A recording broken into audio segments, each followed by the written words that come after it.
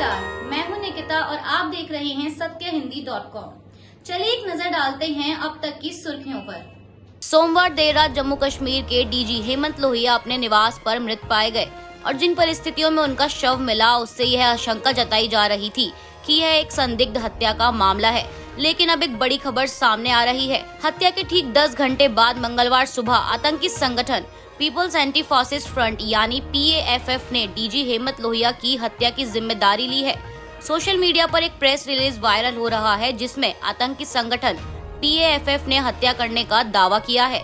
यह संगठन जैश से जुड़ा है, लेकिन वहीं पुलिस को घर के नौकर पर भी शक है क्योंकि इस समय नौकर घर से फरार है, जिसके चलते पुलिस हर एंगल से मामले की जांच कर रही है। आम आदमी पार्टी के राष्ट्रीय संयोजक अरविंद केजरीवाल और उनके मंत्रियों के 2 अक्टूबर को महात्मा गांधी और पूर्व प्रधानमंत्री लाल बहादुर शास्त्री की जयंती के कार्यक्रम में शामिल न होने पर दिल्ली के उपराज्यपाल विनय सक्सेना ने आपत्ति जताते हुए इसे अपमानजनक बताया। वहीं LG के इस आरोप पर पलटवार करते हुए पार्टी ने अपने एक बयान में कहा है कि केजरीवाल पिछले कई वर्षों में हमेशा गांधी जयंती और लाल बहादुर शास्त्री जयंती कार्यक्रमों में शामिल हुए हैं। मुख्यमंत्री उस दिन गुजरात में थे और इसलिए वह कार्यक्रम में शामिल नहीं हो सके और उपराज्यपाल के पत्र के कारण को समझना महत्वपूर्ण है। 2 दिन पहले अहमदाबाद में प्रधानमंत्री के कार्यक्रम में खाली कुर्सियां थीं और वहीं मुख्यमंत्री ने गुजरात के एक आदिवासी इलाके में एक विशाल रैली को संबोधित किया। प्रधानमंत्री गुस्से में हैं, इसलिए यह पत्र उपराज्यपाल ने प्रधानमंत्री के निर्देश पर लिखा है। सोमवार को भारत के एयर स्पेस से गुजरे ईरानी विमान में बम की सूचना ने हड़कंप मचा दिया, जिसके चलते दिल्ली, चंडीगढ़, जयपुर से लेकर जोधपुर तक एजेंसी और इंडियन एयरफोर्स अलर्ट पर रहे। प्लेन करीब 2 घंटे भारतीय एयर स्पेस में रहा।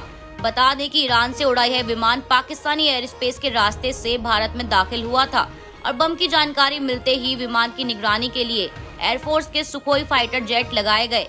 इन फाइटर जेट्स ने पंजाब और जोधपुर एयरबेस से उड़ान भरी और पीछा करते हुए उसे भारतीय सीमा से बाहर छोड़ आए। एयरफोर्स द्वारा बताया गया कि विमान का पीछा करते समय एक सुरक्षित दूरी रखी गई थी। न्यूज एजेंसी PTI के मुताबिक दिल्ली एयर ट्रैफिक कंट्रोल को महान एयर की फ्लाइट में बम का इनपुट लाहौर ATC से मिला था और इसके बाद दिल्ली ATC ने पायलटों को जानकारी दी। साथ ही विमान को जयपुर और फिर चंडीगढ़ में उतरने का विकल्प दिया गया था, लेकिन पायलटों ने लैंडिंग से इनकार कर दिया और दिल्ली में ही लैंडिंग की इजाजत मांगी, लेकिन इजाजत देने से इनकार कर दिया गया। वहीं कुछ देर बाद ईरानी एजेंसियों ने प्लेन में बम की बात को नकार दिया और इसके बाद विमान को चीन की ओर उड़ान जारी रखने की अनुमति दी गई और विमान ने म्यांमार होते हुए चीन के ग्वांगझू में सेफ लैंडिंग की।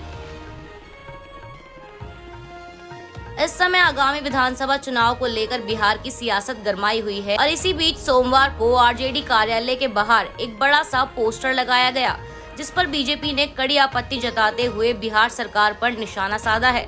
दरअसल इस पोस्टर पर RJD प्रमुख लालू यादव भगवान विष्णु के विराट स्वरूप में नजर आ रहे हैं और उनके पुत्र यानी बिहार के उप मुख्यमंत्री तेजस्वी यादव भगवान कृष्ण के रूप में मुख्यमंत्री नीतीश कुमार के सारथी बने दिखाई दे रहे हैं और नीतीश अर्जुन की भूमिका में रथ पर सवार हैं। अब वहीं RJD कार्यकर्ताओं द्वारा लगाए गए इस पोस्टर से बिहार में सियासी पारा चढ़ गया है।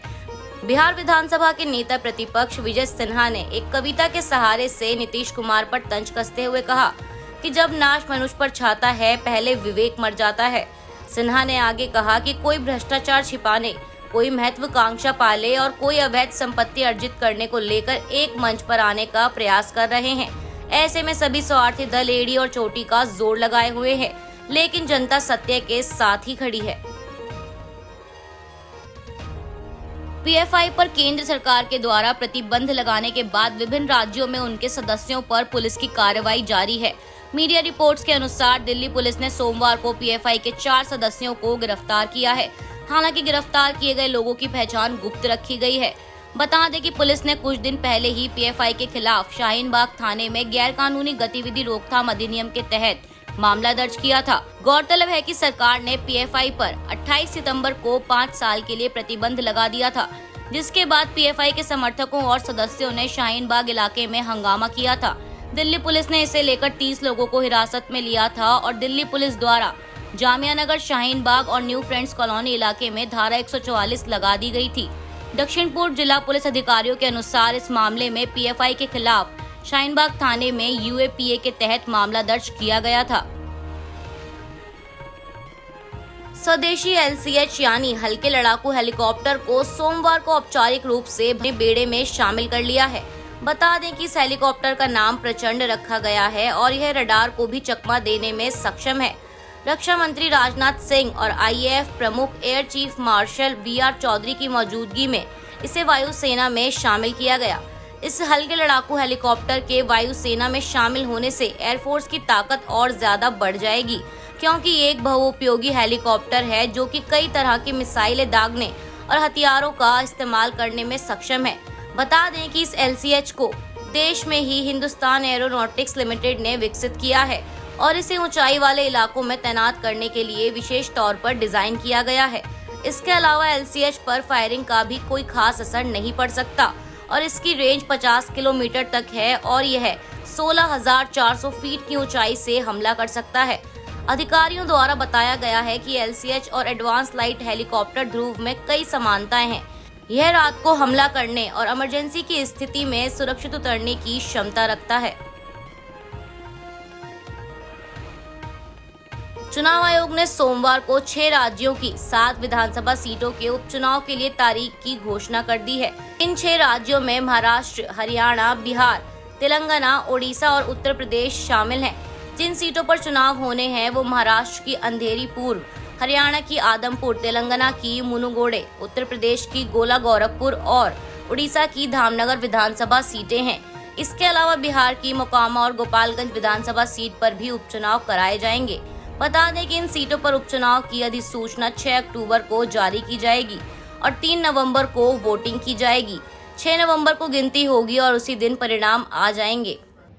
आज के लिए बस इतना ही। बाकी की खबरों के लिए बने रहिए सत्यहिंदी.com के साथ।